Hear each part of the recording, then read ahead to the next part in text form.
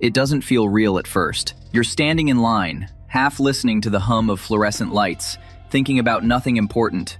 Someone coughs, a printer jams.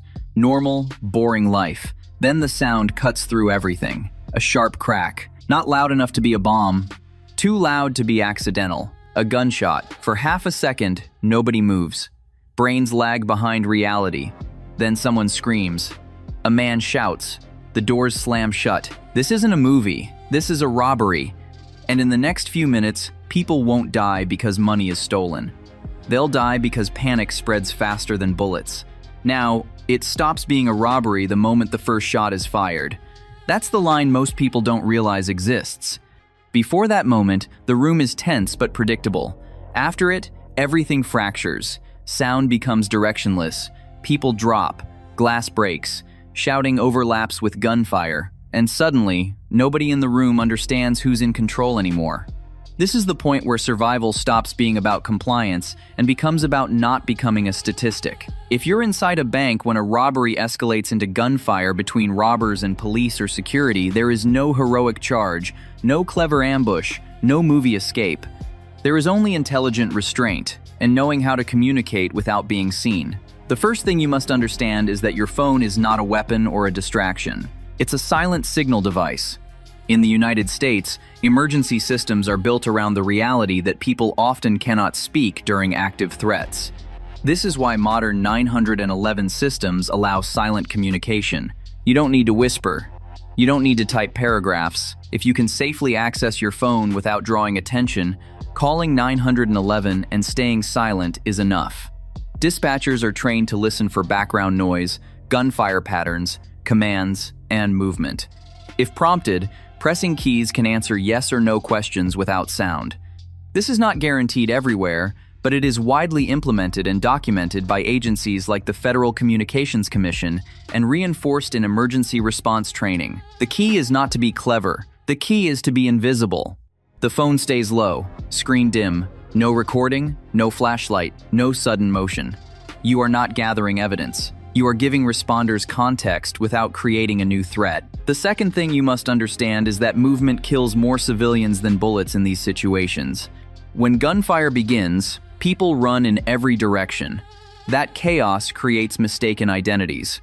Police entering a scene are trained to stop threats, not to interpret intentions. If you move, you must move with purpose, and only when cover exists. Cover is not furniture. Cover is not drywall. Cover is not glass. Real cover is structural, concrete, thick counters, support pillars. If you're already behind cover, staying there is often safer than trying to relocate while weapons are active. This aligns with guidance commonly referenced by the Federal Bureau of Investigation regarding active threat civilian response. The hero move is not becoming a silhouette. The third thing you must do is separate yourself from threat indicators. This is critical. Bags, jackets, hoods, anything that could be mistaken for concealment becomes dangerous when police arrive. If it can be removed without drawing attention, remove it slowly and place it away from your body. Hands remain visible, palms open, movements slow. People are injured after robberies, not by robbers, but by being misidentified during response. Survival here is about optics. You are not hiding from police. You are making it impossible to mistake you for a threat. The fourth thing you must understand is why floor maps don't work the way people think. In movies, people memorize layouts and slip away while chaos unfolds. In reality, gunfire collapses spatial logic. Noise direction is unreliable. Smoke obscures depth. Doors that appear clear may funnel you into danger or responders entering from another angle. This is why public safety guidance does not recommend navigation-based escape during active firefights unless there is a clear, uncontested exit already visible. Using layout knowledge to outsmart during a firefight often places civilians into cross-movement zones. The safer principle is simpler. If you cannot clearly see an exit that leads away from both gunfire and responding officers, staying put behind cover is usually safer than movement. This isn't cowardice, it's physics. The fifth thing you must do if the opportunity safely presents itself is become smaller, not faster. Lower profile, less motion, fewer angles. People think survival equals speed. In gunfire, survival equals not being noticed. If gunfire shifts away from your location and you have a clear, empty path to an exit that does not cross the line of fire, slow, deliberate movement may be safer than waiting.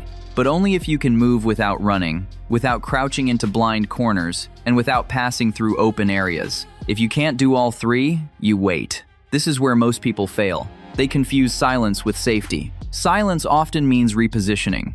The sixth thing you must understand is how police perceive time versus how you do. To you, it feels endless. To responders, it's compressed chaos. They are trained to move toward sound, toward threat, toward unresolved risk.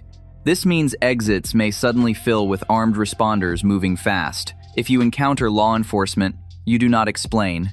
You do not gesture. You do not point. You freeze, hands up, eyes down. Follow commands exactly. People have been injured because they tried to help during this phase. Help later, survive now. The seventh thing, the thing that actually saves lives, is preventing secondary panic. When firing begins, people scream. They run. They knock others over. Stampedes injure more civilians than gunfire in some confined incidents. If you can safely do so, grounding the people immediately around you reduces overall chaos. This doesn't mean speaking loudly or giving instructions. It means modeling stillness. Still bodies stabilize rooms. Panic spreads when someone breaks pattern. Calm spreads when someone holds it. That's not philosophy. That's behavioral science. Now here's the part nobody wants to hear. You cannot save everyone by doing something dramatic. You save everyone by not making things worse, by not adding motion, by not adding noise, by not adding confusion. Heroes in real emergencies are invisible. They leave no footage. They don't get interviews. They don't feel brave. They just don't die, and they don't cause others to die. After it's over, shock hits. People stand up too fast. They collapse emotionally. This is normal. Encourage sitting, breathing, waiting for medical checks. Trauma often shows up after adrenaline leaves. And one final truth. If you survive a robbery that turns violent, you didn't win. You endured, and endurance, quiet, disciplined, restrained, is the only kind of heroism that actually works in the real world. So that's it, folks, if you like Out video. Then pressing the like button can more lives, and subscribing Out channel can save the planet. Because it will encourage use to make more videos like this, so people can learn and survive any situation. Be safe, be healthy. We'll meet you in the next one. Bye-bye.